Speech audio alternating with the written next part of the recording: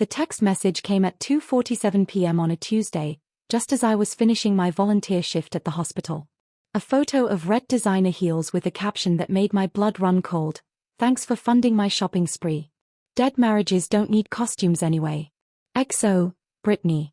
I stared at my phone screen, trying to process what I was seeing. Those shoes looked expensive, probably more than the $200 Brittany had gotten for my wedding dress. My wedding dress. The ivory silk gown with hand-sewn pearls that my mother had worn in 1952, that I had worn in 1975, that I'd carefully preserved for 4 to 7 years in hopes that someday. My hands were shaking as I called her number. Hi, Margaret. Brittany's voice was bright, cheerful, completely oblivious to the devastation she'd just caused. Did you get my text? Aren't they gorgeous? I found them at that boutique downtown, the one I've been wanting to shop at forever. Brittany, I said carefully, where did you get the money for those shoes? Oh, that. I found some old stuff in your closet when I was helping you declutter last week. There was this ancient wedding dress taking up tons of space, so I took it to one of those vintage clothing places. Can you believe they actually paid me $200 for it? I mean, it was pretty, but so outdated. Nobody wears dresses like that anymore. The world seemed to tilt sideways. You sold my wedding dress. Well, technically it was just sitting there collecting dust. I thought you'd be happy I found a way to make some money off it. Plus, now you have so much more closet space. Win-win, right? Win-win. She'd stolen my most precious possession, sold it for a fraction of its value, and bought herself shoes with the money. And she thought it was a win-win. Brittany, that dress wasn't just sitting there. It was carefully preserved. It was my mother's dress, and mine, and I was saving it for. For what? Tommy and I are already married, and we had my dress custom made. Besides, vintage is so trendy right now. I'm sure whoever bought it will actually wear it instead of leaving it to rot in a closet. Rot. She thought my mother's wedding dress was rotting. That dress was worth at least $3,000, I said quietly. There was a pause. $3,000? Really? Wow, I should have asked for more. But $200 isn't bad for something nobody was using. Nobody was using. As if my memories, my family history, my hope that someday my granddaughter might wear the same dress her grandmother and great-grandmother had worn, as if none of that mattered because the dress wasn't currently being worn. Brittany, I need you to get that dress back. Margaret, that's impossible. I already sold it, and I already spent the money. Look, I'm sorry you're upset, but it's just a dress. It's not like it was some priceless heirloom or anything. Just a dress. A priceless heirloom was just a dress. I have to go, I said, hanging up before I said something I'd regret. I sat in my car in the hospital parking lot for 20 minutes, trying to process what had just happened. Brittany had been married to my son Tommy for 3 years, and in that time she'd shown a remarkable talent for thoughtlessness disguised as helpfulness. She'd organized my kitchen by throwing away my mother's recipe collection. She'd updated my garden by pulling up the roses Robert had planted for our anniversary. She'd simplified my living room by donating the quilt my grandmother had made to Goodwill. Each time, she'd presented the destruction as a favor she was doing for me, making my life easier, more modern, less cluttered with old stuff that was just weighing me down. But this was different. The wedding dress wasn't just a family heirloom, it was the last tangible connection I had to my mother, who died when Tommy was just 2 years old. It was the dress I'd worn on the happiest day of my life, when I'd married Robert in a small church ceremony surrounded by family and friends who were now mostly gone. It was the dress I'd dreamed my daughter might wear someday, before we learned that Tommy would be our only child. The dress I'd hoped might grace my granddaughter, if Tommy and Brittany ever had children. Now it was gone, sold to strangers for $200 so Brittany could buy herself red shoes. I drove home in a daze, going through the motions of my normal routine while my mind raced. When Tommy called that evening, I was still sitting at my kitchen table, staring at Brittany's photo of the shoes. Mom, Brittany told me you were upset about some old dress. She's really sorry if she overstepped, but she was just trying to help you declutter. Just trying to help. The same excuse she always used. Tommy, that was my wedding dress. Your grandmother's wedding dress. I know, and I'm sorry she didn't ask first. But Mom, you have to admit, you've been hanging on to a lot of stuff that you don't really need anymore. Maybe this is an opportunity to let go of some of the past and focus on the present. Let go of the past. My son, who looked exactly like his father, who carried Robert's name and his eyes and his gentle smile, was telling me to let go of the past. The dress was irreplaceable, Tommy. I understand you're sentimental about it, but it's not like you were going to wear it again. And Brittany said it was just taking up space in your closet. Taking up space. As if my closet was so small that one carefully preserved dress was creating a storage crisis. What if you have a daughter someday? What if she wanted to wear her great-grandmother's wedding dress? Tommy was quiet for a moment. Mom, if we have kids, Brittany will want them to have modern things. Not hammer-downs from previous generations. She's got very specific ideas about how she wants to do things. Brittany's ideas. Always Brittany's ideas. Never any consideration for family traditions or sentimental value. I see, I said quietly. Look, how about this? Brittany said she'll split the money with you. $100 for your trouble. That way you can buy yourself something nice too. $100.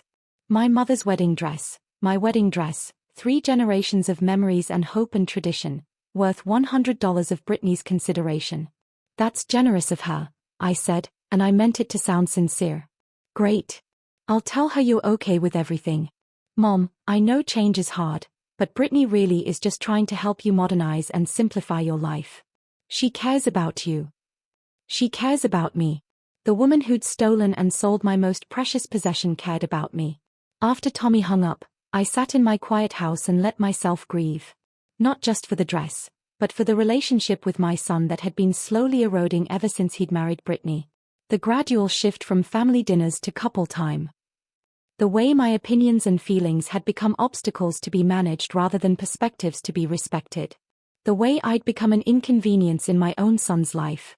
But as I sat there in the gathering darkness, something else began to crystallize alongside the grief. A cold, clear understanding of exactly who I was dealing with, and exactly what I needed to do about it. Brittany thought she was dealing with a sentimental old woman who could be bulldozed and manipulated with cheerful excuses and token gestures. She thought my attachments to old stuff were weaknesses to be exploited, problems to be solved by throwing away anything that reminded me of my past. She had no idea who she was really dealing with. What Brittany didn't know, what Tommy didn't know, was that the helpless widow they'd been managing and modernizing for the past 3 years had spent her entire career as a forensic accountant for the State Revenue Department. I'd specialized in tracking down hidden assets, uncovering financial fraud, and building airtight cases against people who thought they were smarter than the system. I'd been retired for 8 years, but some skills never got rusty. Especially when someone hurt you badly enough to remind you why you'd learned them in the first place.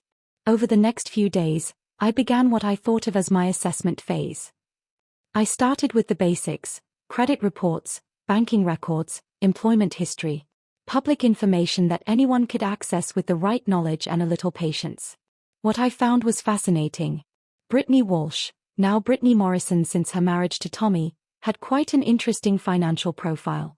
Despite working as a marketing coordinator for a small nonprofit, she somehow maintained a lifestyle that included designer clothes, expensive spa treatments, and a luxury car that was worth more than her annual salary. The car loan was particularly interesting, because it was co-signed by someone named Margaret Morrison. Me. I had no memory of co-signing any car loan for Brittany. In fact, I was certain I'd never co-signed anything for her. But there it was in black and white: my name, my social security number, my signature on a loan application for a $45,000 BMW. A signature that looked remarkably like mine, but had subtle differences that suggested it had been traced or copied. The credit cards were even more interesting. Brittany had 5 different cards, all with credit limits between $10,000 and $25,000. And all of them listed Margaret Morrison as either a co-signer or authorized user. Cards I'd never seen, never applied for, never authorized. But there was my information on every application, my credit score boosting her approvals, my financial history backing her spending sprees. For 3 years, Brittany had been using my credit to fund her lifestyle while presenting herself as a financially independent young woman. And I'd been so trusting, so focused on maintaining family harmony, that I'd never bothered to check my credit reports. The wedding dress sale wasn't thoughtless decluttering. It was theft, Pure and simple. And it wasn't an isolated incident. It was part of a systematic pattern of taking whatever she wanted from me and justifying it with cheerful excuses about helping me simplify my life. But the credit fraud was federal crime. And I knew exactly how to document it, prove it, and prosecute it. I spent the next week building my case with the same methodical precision I'd once brought to investigating tax cheats and embezzlers. Bank records, credit applications, signature analyses, timeline documentation. I photographed every document, saved every email, recorded every phone conversation. By Friday, I had enough evidence to send Brittany to federal prison for 5 to 10 years. The question was whether to use it. I could have called the FBI immediately. Credit fraud involving my amount of money, over $200,000 in available credit across all the cards, was a serious felony. Brittany would be arrested, prosecuted, and convicted based on the evidence I'd gathered. But that felt too simple, too quick. It would punish her, but it wouldn't restore what she'd taken from me. It wouldn't give me back my mother's wedding dress or repair the relationship with my son that she'd systematically undermined. No, I wanted something more comprehensive. I wanted Brittany to understand exactly what she'd lost, the way I understood what she'd stolen from me. I wanted her to experience consequences that matched the crime. That's when I remembered the credit cards. All those cards that listed me as co-signer or authorized user. That meant I had the legal right to cancel them. All of them. At any time. For any reason. And as co-signer on the car loan, I had rights there too. I smiled as I reached for my phone. Tommy and Brittany were about to learn an important lesson about stealing from people who were smarter than they looked. The first call was to BMW Financial Services. Yes, this is Margaret Morrison. I'm calling about auto loan number. I read off the account number from Brittany's credit report. I'm listed as co-signer, and I need to exercise my rights under the default provisions of the contract. I see. Has there been a payment default, Mrs. Morrison? No, but as co-signer, I believe I have the right to require immediate payment in full if I feel the loan presents a risk to my credit standing. Is that correct? There was a pause while the representative reviewed the contract terms. Yes, that is correct. Under Section 12 of the agreement, any co-signer can demand immediate payment in full if they believe the primary borrower represents a credit risk. Excellent. I'm formally requesting immediate payment in full. How long does the primary borrower have to pay? According to the contract terms, 14 days from notification. 14 days. Brittany owed $38,000 on that car. Even with her fraudulent credit cards, she couldn't possibly come up with that much money in 2 weeks. Please proceed with the notification. And if payment isn't received within 14 days, the vehicle will be repossessed and sold at auction. Any remaining balance will still be owed by both the primary borrower and co-signer. I understand. Please begin the process immediately. The credit card companies were even easier. Hello, this is Margaret Morrison. I'm an authorized user on several accounts and I need to remove myself from all of them immediately. Of course, Mrs. Morrison. May I ask why you're closing the accounts? Fraudulent use by the primary cardholder. I never authorized my inclusion on these accounts, and I'm reporting the fraud to federal authorities. I see. We'll close all accounts immediately and flag them for potential fraud investigation. The primary cardholder will be notified that the accounts are closed and any outstanding balances are due immediately. Perfect. How much does she owe across all accounts? Let me check. It looks like approximately $47,000 in combined balances across 5 cards. $4,000 to $7,000 in debt that would come due immediately, plus $38,000 for the car loan. $85,000 that Brittany would owe within 2 weeks. Money she'd stolen from me to fund 3 years of living beyond her means. But I wasn't done yet. The final call was to Tommy. Hi, Mom. How are you feeling? Better about the dress situation? Much better, actually. I've been thinking about what you said, about letting go of the past and focusing on the present. That's great. I'm glad you're taking a positive approach. Yes, I've decided to take a very positive approach to several things. Tommy, I need to ask you something. Did you know that Brittany has been using my credit to qualify for loans and credit cards? There was a pause. What do you mean? I mean, she's forged my signature on financial documents and used my credit score to get approved for things she couldn't afford on her own. A car loan, 5 credit cards, about $200,000 in total credit exposure. Mom, that doesn't sound right. Brittany wouldn't do something like that. I have all the documentation, Tommy. Bank records, credit applications with forged signatures, the works. It's textbook identity theft and credit fraud. Maybe there's been some kind of mistake. The same kind of mistake as selling my wedding dress without permission? The same kind of mistake as throwing away my mother's recipes and my grandmother's quilt. Tommy was quiet for a long moment. Mom, what are you saying? I'm saying I've been very naive about who I was dealing with. But I'm not naive anymore. Are you going to press charges? That depends. On what? On how the next 2 weeks go. You see, I've just exercised my rights as co-signer to demand immediate payment on all of Brittany's debts. She has 14 days to come up with $85,000, or she's going to face bankruptcy and criminal charges. $85,000? Mom, that's impossible. We don't have that kind of money. I know you don't. The question is, what is Brittany going to do about it?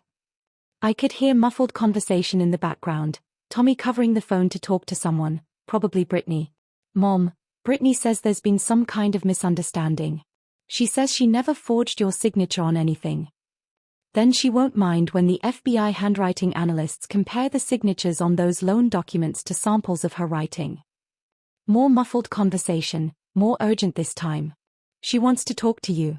She says she can explain everything. I'm sure she can. Put her on. Margaret.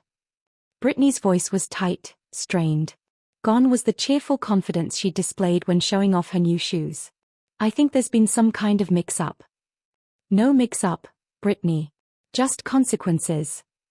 Look, I may have used your information on a few applications, but it wasn't fraud. We're family. I was just trying to build credit so Tommy and I could buy a house eventually. Family. Now that she was caught, suddenly we were family. Family members don't steal from each other, Brittany. And they don't sell irreplaceable heirlooms to buy shoes. That dress. I'm sorry about that. I really am. I didn't realize how important it was to you. You didn't ask. You just took it and sold it, the same way you've been taking my credit and using it without permission. I can get the dress back. I'll find out who bought it and get it back, I promise. For $3,000? Because that's what it was worth. Not the $200 you got for it. I don't have $3,000. No, but you have $47,000 in credit card debt and a $38,000 car loan that are both due in 13 days. How were you planning to pay those? Silence on the other end of the line. Brittany? How were you planning to pay your debts? I thought I had more time. I thought I could make payments. You thought you could keep stealing from me indefinitely. It wasn't stealing. I was going to pay you back eventually. When? When were you going to pay back $200,000 in fraudulent debt? With your $30,000 a year job? More silence. Here's what's going to happen, I said calmly. You have 2 weeks to come up with the money you owe. All of it. If you can do that, I'll consider not pressing criminal charges. Margaret, please. I know I made mistakes, but I can't possibly. Then you'd better start thinking of solutions. Because on day 15, if you haven't paid every penny you owe, I'm turning all of this evidence over to the FBI. You can't be serious. You'd really destroy your son's marriage over this. I'm not destroying anything, Brittany. You destroyed it when you decided to steal from me. I'm just making sure there are consequences for your choices. I hung up before she could respond, and sat back in my chair with my first genuine smile in weeks. Let her spend the next 2 weeks learning what it felt like to lose things that mattered to her. The same way I'd lost my mother's wedding dress, my family recipes, my grandmother's quilt, and 3 years of respect from my own son. But this was just the beginning. Because what Brittany didn't know yet was that I'd been very busy during my retirement. While she'd been stealing my credit, I'd been building something much more valuable. Something that was going to teach her the difference between taking from people and earning from them. Something that was going to change everything. The first sign that my plan was working came 3 days later, when Tommy showed up at my door at 8 a.m. looking like he hadn't slept in a week. "Mom, we need to talk." I let him in and made coffee while he paced around my kitchen like a caged animal. His hair was disheveled, his clothes looked slept in, and there were dark circles under his eyes that reminded me of the stress he'd carried during his father's final illness. "Brittany's credit cards have all been cancelled," he said without preamble. "And BMW is threatening to repossess her car." "I know. I'm the one who cancelled them." Tommy stopped pacing and stared at me. "You're really serious about this?" "Deadly serious.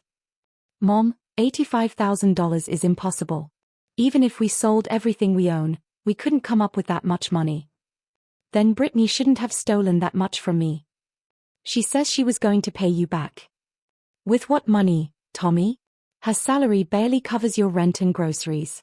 How was she going to pay back $200,000 in fraudulent debt?" Tommy slumped into a chair at my kitchen table, the same table where he'd done homework as a child, where he'd told me about his first girlfriend, where we'd planned his father's funeral arrangements. "I didn't know," he said quietly. "About the credit cards, the forged signatures. I swear I didn't know." I studied my son's face, looking for signs of deception. After 30 years as a forensic accountant, I was pretty good at spotting lies. But Tommy looked genuinely shocked, genuinely overwhelmed. "What did you think was paying for her lifestyle? The designer clothes, the expensive car, the spa treatments?" "She said she had family money. She said her grandmother left her a trust fund." Another lie. I'd already verified that Brittany's grandmother was alive and well and working as a grocery store clerk in Ohio. "Tommy, your wife has been systematically defrauding me for 3 years. This isn't some misunderstanding or family dispute. It's a federal crime." I know. But Mom, if you press charges, she'll go to prison. And I love her." The pain in his voice was real, and it broke my heart. Not because I felt sorry for Brittany, but because I could see what her manipulation had done to my son. He was defending someone who had stolen from his mother, someone who had lied to him for years about her character and her finances. "Tommy, do you remember what your father used to say about consequences?" He looked up at me with Robert's eyes, and for a moment he was 8 years old again, asking why he couldn't have ice cream for breakfast. He said choices have consequences, and the consequences teach us whether our choices were good ones. That's right. And what kind of choice was it for Brittany to steal from me? A bad one. So what should the consequences be? Tommy was quiet for a long time, turning his coffee mug in slow circles on the table. "She wants to meet with you," he said finally. "To apologize and try to work something out." "I'm listening." "She's willing to sell the car, sell her jewelry, sell everything she bought with your credit. She wants to make this right." "And the wedding dress?" Tommy winced. "She's trying to track it down. The vintage shop sold it to someone in California, but they are working with her to contact the buyer. For $3,000. She's hoping the buyer might be willing to sell it back for less." "Tommy, that dress was priceless to me. Not because of its monetary value, but because of what it represented. 3 generations of women in our family, all the hopes and dreams and love that went into preserving it." "I know, Mom. I'm sorry. I should have stopped her." "Yes, you should have. But you didn't, because you've let her convince you that my feelings don't matter.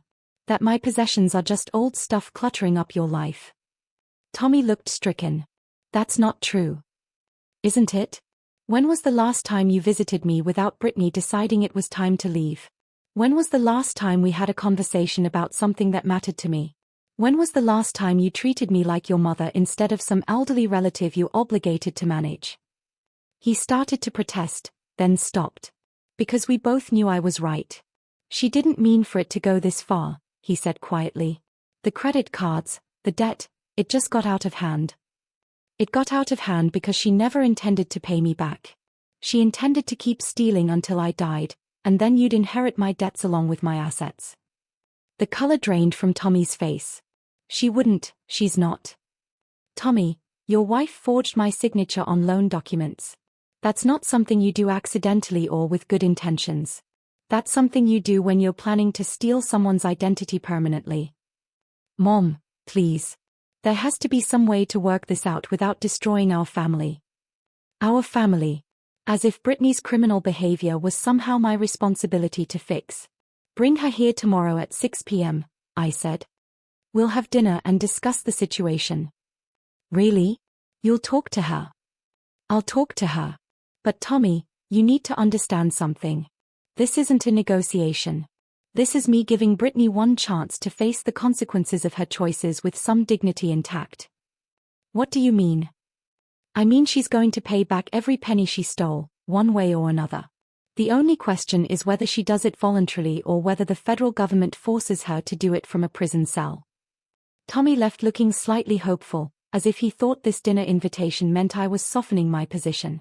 He had no idea that I'd spent the past 3 days making phone calls and putting together the final pieces of my plan.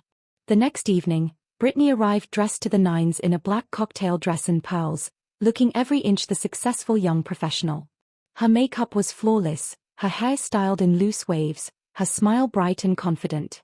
She was putting on a performance, and it was a good one. Margaret, thank you so much for agreeing to talk.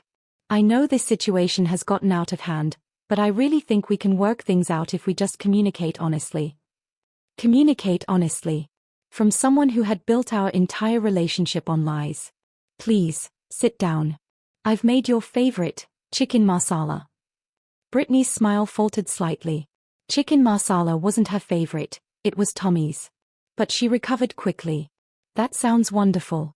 You're such a good cook. I served dinner on my good china, the same set I'd used for every important family occasion since my wedding. The plates were my grandmother's, passed down through 3 generations of women who had valued family and tradition and the careful preservation of meaningful things. Things that Brittany saw as clutter to be eliminated. So, I said as we began eating, tell me about your plan to pay back the money you owe. Brittany glanced at Tommy, who nodded encouragingly. Well, first, I want to apologize. I know I made some poor choices, and I'm truly sorry for any pain I've caused. I never meant for things to go this far. What did you think would happen when you forged my signature on credit applications? I thought I could manage the payments and pay you back gradually. I thought of it as more of a loan than theft. Brittany's composure slipped for just a moment. It wasn't supposed to be permanent. I was building credit so Tommy and I could buy a house, start a family. I wanted to contribute more financially, but my salary is limited. So you decided to steal from me instead of earning more legitimately. I was going to tell you eventually. I was going to ask you to officially co-sign for us when we were ready to buy a house. After you'd already been forging my signature for years. Tommy intervened. Mom, Brittany knows she made mistakes. But her intentions were good. She was thinking about our future. Her intentions. Always the excuse for Brittany's behavior. Her intentions were good, so the actual impact of her actions didn't matter. Tell me about the wedding dress, I said. Brittany straightened in her chair. I've been working with the vintage shop to track down the buyer. It was sold to a collector in Los Angeles, and they are willing to sell it back. For how much? $2,000. I almost smiled. The dress was worth at least $3,000. But Brittany had sold it for $200 and now expected me to be grateful that she could get it back for only 10 times what she'd received. And where will you get $2,000? We're working on that. We might be able to get a personal loan, or maybe ask Tommy's boss for an advance. What about the $85,000 you owe in credit card and car loan debt? Brittany's carefully composed expression cracked slightly. We're hoping you might be willing to work out a payment plan for that. Maybe we could pay you back. Over time, with interest. How much time? We were thinking maybe 5 years? We could probably manage $1,500 a month if we're really careful with our budget. $18,000 a year. At that rate, it would take them 5 years to pay back the money she'd stolen, assuming no interest. And that was only if they could actually afford $1,500 a month, which seemed unlikely given their current financial situation. That sounds very reasonable, I said calmly. Except for one problem. What's that? You don't have 5 years. Brittany's smile became strained. Margaret, I know you're angry, and you have every right to be. But sending me to prison won't get your money back. Working together, We can resolve this in a way that works for everyone. You're right, I said, reaching for the folder I'd placed on the sideboard. Sending you to prison wouldn't get my money back. But there are other ways to recover stolen assets. I spread the contents of the folder across the dining room table. Financial documents, property records, business incorporation papers, bank statements. What is this? Tommy asked, leaning forward to study the papers. This is what I've been doing with my time since your father died.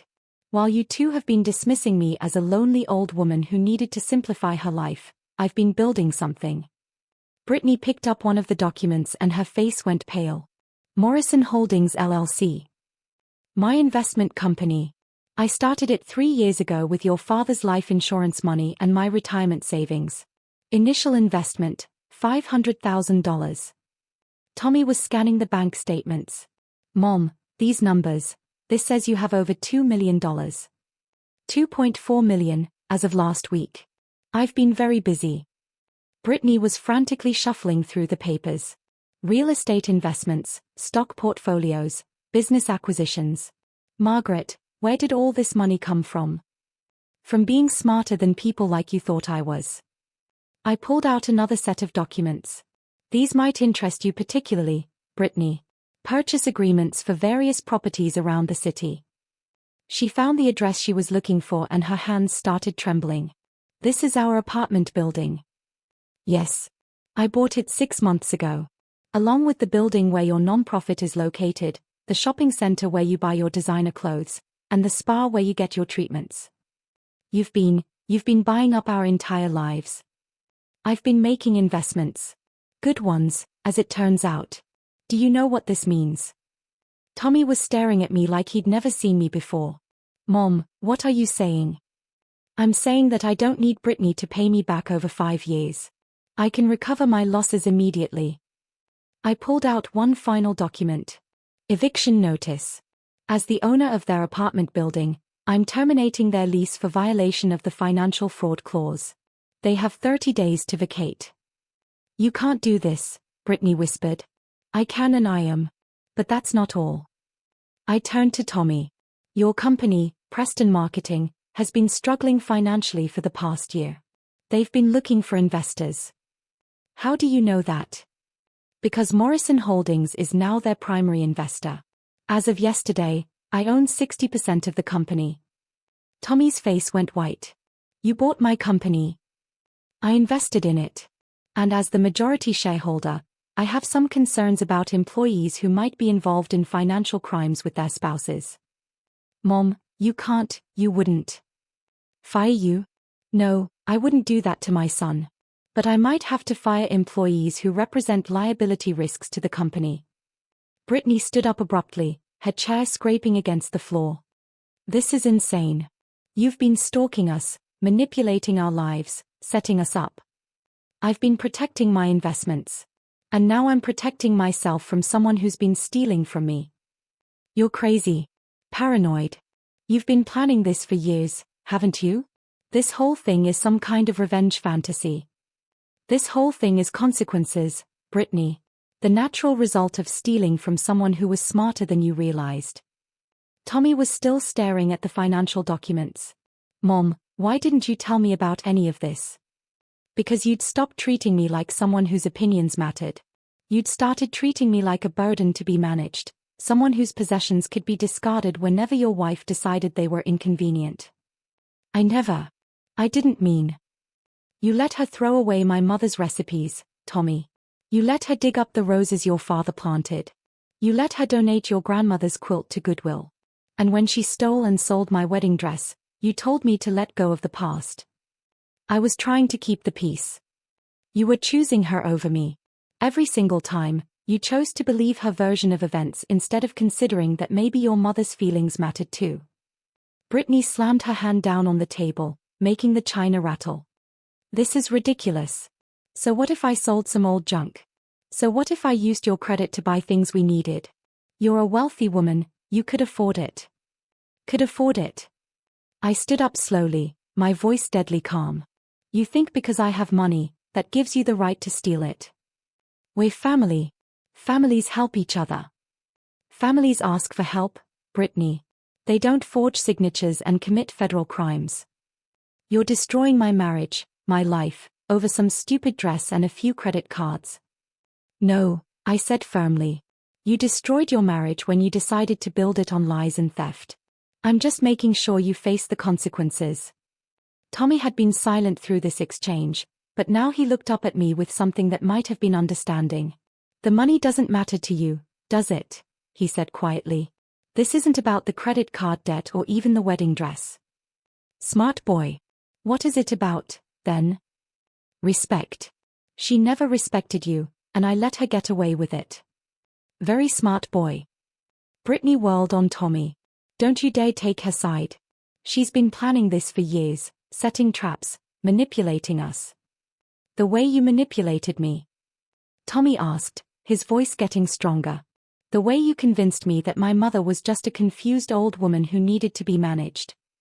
I was protecting you from her controlling behavior. Controlling? I almost laughed.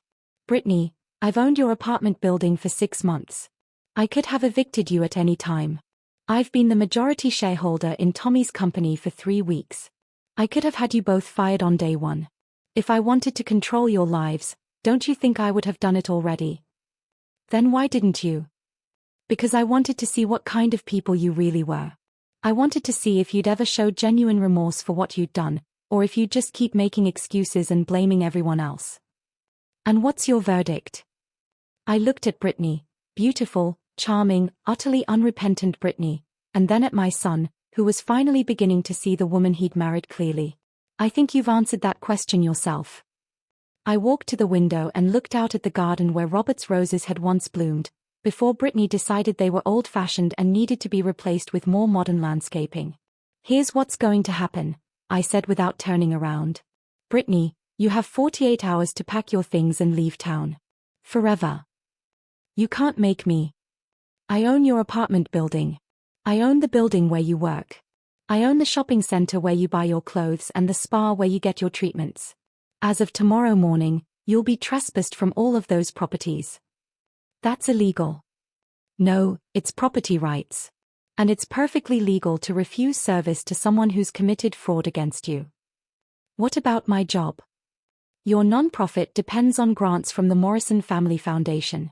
As of tomorrow, those grants will be contingent on them maintaining ethical employment standards. Brittany's face had gone from pale to gray. You're destroying my entire life. I'm removing a criminal from my investment properties and charitable organizations. What you do with your life after that is up to you. And if I refuse to leave? I turned back to face her. Then I turn all the evidence of your financial crimes over to the FBI, the IRS, and the State Attorney General's office. You'll be arrested, prosecuted, convicted, and sentenced to federal prison. After which you'll be deported back to Ohio with a felony record and no prospects. Tommy. Brittany turned to my son with desperate eyes. Are you going to let her do this to me? Tommy looked at his wife for a long moment, and I could see the struggle in his face. Love warring with recognition, hope fighting with reality.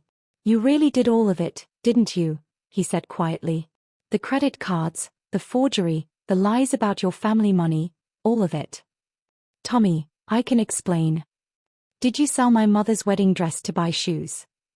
Brittany's silence was answer enough. Tommy stood up and walked to the window, his back to both of us. I've been such an idiot. You were manipulated, I said gently. That's different than being an idiot. Is it? Because a non-idiot would have noticed that his wife was living way beyond her means. A non-idiot would have wondered where the money was coming from. You trusted someone you loved. That's not stupidity, Tommy. It's just poor judgment about who deserved your trust. Brittany made one last desperate play. Tommy, she's giving you an ultimatum. Choose me or choose her. Is that really the kind of person you want to be loyal to? Tommy turned around, and his face was calm for the first time since this whole crisis had begun. Mom, what happens to me if I choose you? You get a chance to rebuild our relationship based on honesty and mutual respect. You keep your job, your apartment, your life. And you get to be part of a family that actually cares about each other. And if I choose Brittany, then you leave with her. Tonight. And you figure out how to build a life somewhere else, with someone who's been lying to you for 3 years. That's not fair. Brittany exploded. You're forcing him to choose between his wife and his mother. No, Tommy said quietly. You forced that choice when you decided to steal from my mother and lie to me about it. He walked over to Brittany and took her hands in his. I loved you. I really did. But I can't be married to someone who would do what you've done. Tommy, please. It's over, Brittany. We over. She stared at him for a moment, then pulled her hands away. Fine. Fine. You want to choose the bitter old witch over me? Go ahead. But don't come crying to me when you realize what you've lost. I already know what I've lost, Tommy said sadly. 3 years of believing in someone who didn't exist. Brittany grabbed her purse and headed for the door, then turned back for one final shot. You think you've won, Margaret? You think this makes you happy? You've destroyed a marriage and driven away your son's wife. You'll never have grandchildren now. You'll never have a daughter-in-law who loves you. You'll die alone in this house with your precious memories and your bitter victory. Maybe, I said calmly. But I'll die with my dignity intact. Can you say the same? After Brittany left, Tommy and I sat in my living room with cups of tea and the weight of everything that had just happened. I'm sorry, Mom, he said for the 10th time. I'm so sorry I let this go on for so long. You apologized already. Now tell me what you're going to do next. I don't know. Start over, I guess. Try to figure out who I am when I'm not being manipulated. That sounds like a good plan. Mom, can I ask you something? Anything. Why didn't you just call the police when you first discovered the credit fraud? Why go through all this elaborate setup? I thought about that question carefully. Because calling the police would have punished Brittany, but it wouldn't have fixed what she broke between us. You would have seen me as the vindictive mother-in-law who destroyed your marriage. You would have resented me forever. And this way, you got to see who she really was. You got to make your own choice about what kind of person you wanted to be married to. But you took a huge risk. What if I'd chosen her? Then I would have lost my son, but I would have done it knowing that I'd given you all the information you needed to make an informed choice. Tommy was quiet for a moment. She was right about one thing. You'll probably never have grandchildren now. Tommy, you're 31 years old. This isn't your last chance at love and family. It's your first chance at love and family with someone who actually deserves you. What if I never find anyone else? Then you'll have a good life on your own, surrounded by people who love and respect you. Which is better than a miserable life with someone who lies to you and steals from your family. When did you get so wise? When I realized that protecting the people I love sometimes means letting them face the consequences of their choices, even when it's painful. We talked until almost midnight, rebuilding bridges that had been burned and establishing new boundaries for our relationship. When Tommy finally left, promising to come by for dinner the following weekend, I felt something I hadn't experienced in 3 years. Hope. 3 months later, I was in my garden replanting the roses that Brittany had destroyed when my phone rang. Mrs. Morrison? This is Detective Sarah Chen with the Los Angeles Police Department. I'm calling about a wedding dress that was reported stolen. My heart stopped. My wedding dress. We believe so, yes. We recovered it during a raid on a fraud operation. The person who purchased it from the vintage shop in your city has been running a scam, selling authentic vintage wedding dresses to collectors at inflated prices. Your dress was being marketed as belonging to a 1940s Hollywood starlet. Is it damaged? It appears to be in excellent condition. The suspect was very careful with the merchandise. These dresses were worth more money if they were well preserved. I sank onto my garden bench, overwhelmed. How did you know it was mine? We've been working with the vintage shop where it was originally sold. They kept records of the transaction, including the contact information for the seller. When we ran that information through our database, it connected to some financial fraud investigations here in LA. Brittany. Even in exile, her crimes were still being uncovered. The district attorney's office here wants to know if you're interested in pressing additional charges related to the theft and sale of the dress. What would that mean? It would mean extraditing the original seller back to California to face charges for theft and fraud across state lines. She could be looking at 5 to 10 years in federal prison. I thought about Brittany, somewhere out there building a new life on new lies. Part of me wanted to see her face the full consequences of what she'd done. But a larger part of me just wanted my mother's dress back and this chapter of my life closed. Detective, I just want my dress back. I'm not interested in additional prosecution. Are you sure? This person caused you significant financial and emotional harm. I'm sure. She's facing consequences for her other crimes. The dress is what matters to me now. Understood. We'll arrange to have it shipped back to you. And Mrs. Morrison? I'm sorry this happened to you. But I'm glad we could recover this piece of your family history. After I hung up, I sat in my garden for a long time, watching the new rose bushes I'd planted in place of the ones Brittany had destroyed. They were the same variety Robert had originally chosen, deep red blooms with a fragrance that always reminded me of our wedding day. Some things could be replaced. Some things could be restored. And some things, once lost, were gone forever. But the important things, love, family, dignity, respect, those could be rebuilt if you were patient enough and brave enough to demand better. My phone rang again. Tommy's name on the caller ID. Hi, Mom. Are you busy tonight? Not particularly. Why? I wanted to bring someone by to meet you. If that's okay. Someone? Her name is Sarah. She's a teacher at the elementary school where I've been volunteering on weekends. She's really special, Mom. I'd love to meet her. There's something else. Sarah has a daughter. Emma. She's 6 years old. My breath caught. Tommy, are you sure you're ready for that? A relationship with someone who has a child. I think so. Emma's amazing, she's smart and funny and she loves books the way you always did. And Sarah. Sarah is everything Brittany pretended to be. Honest, kind, generous. She actually cares about other people. That sounds wonderful. Mom, I need to ask you something, and I want you to be completely honest with me. Always. Are you going to be okay with me bringing a woman around who isn't Brittany? I know this whole situation was traumatic, and if you need more time. Tommy, I interrupted gently, I didn't go through all of this to keep you single forever. I did it to make sure that the next woman you chose would be worthy of you. What if you don't like Sarah? Then I'll keep my opinions to myself unless you ask for them. But I'll support your choice as long as she treats you with respect and honesty. And if she has opinions about your house, your belongings, your lifestyle. I smiled. Then she can express those opinions respectfully, and I'll consider them. But if she tries to throw away my things or help me modernize without asking, she'll discover that I'm not as helpless as I look. Tommy laughed, the first genuine laugh I'd heard from him since this whole ordeal began. I love you, Mom. I love you too, sweetheart. Bring Sarah and Emma by for dinner this weekend. I'll make my famous pot roast. That sounds perfect.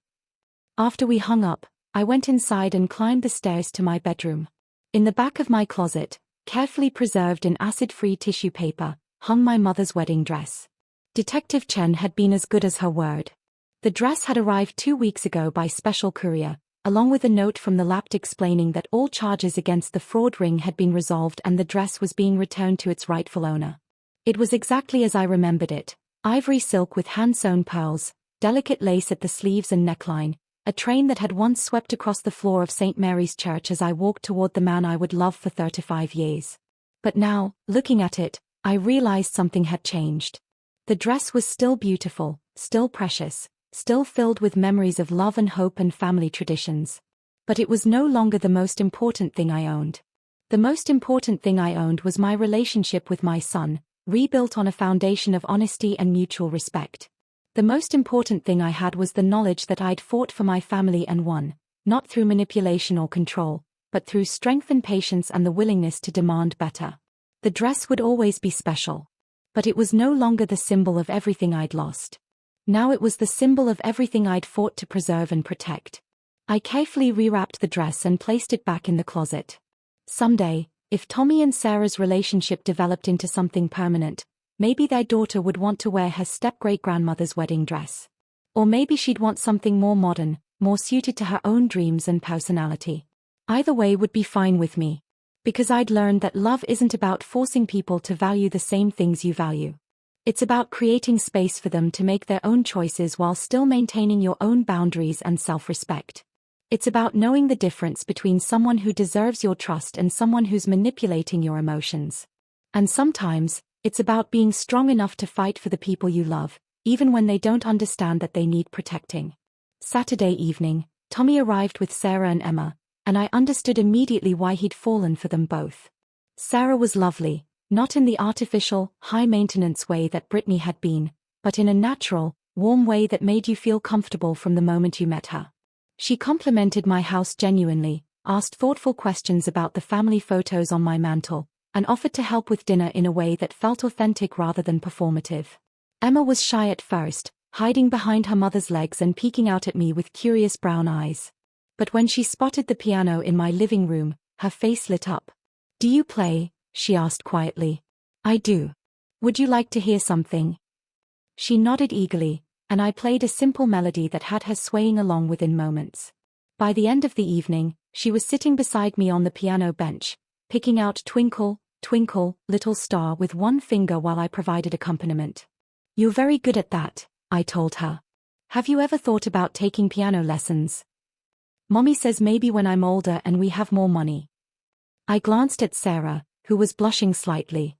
"Music lessons are expensive," she said apologetically. "But maybe someday." "I used to teach piano," I said casually, "before I became an accountant. I might know someone who could give Emma lessons for free, if she's interested." Emma's eyes went wide. "Really? Could I learn to play like you?" "With practice and patience, you could probably play much better than me." Later, as they were getting ready to leave, Sarah pulled me aside.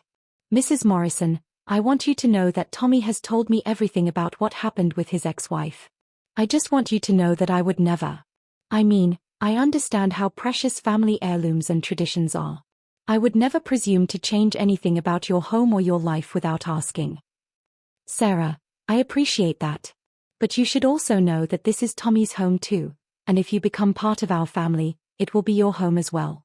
I want you to feel comfortable here, not like you're walking on eggshells." "Thank you. That means a lot." "There's something else," I said, glancing toward Emma, who was showing Tommy her new ability to play Twinkle, Twinkle, Little Star. "If things develop between you and Tommy, and if Emma ever wants to learn about her family history, I have some stories I'd love to share with her." "What kind of stories?" I smiled. "Stories about a wedding dress that belonged to her step-great-grandmother, and all the women who wore it with love and hope for the future." "I'd like that," Sarah said softly. "Emma loves stories." As I watched them drive away, Tommy's car carrying its precious cargo of new possibilities, I realized that Brittany had been wrong about one more thing. I wasn't going to die alone in this house with only my memories for company. I was going to live surrounded by people who loved me, in a family that had been tested and emerged stronger. I was going to watch Emma grow up and maybe learn to play piano and possibly, someday, wear a dress that had been worn by women who loved their families enough to fight for them.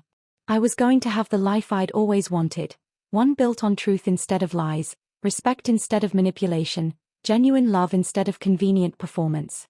And I was going to enjoy every minute of it. 6 months later, at Tommy and Sarah's wedding, Emma walked down the aisle as flower girl wearing a little dress that perfectly complemented the ivory silk gown with hand-sewn pearls that her new step-grandmother wore with joy and gratitude. It was the most beautiful wedding I'd ever attended. Even more beautiful than my own.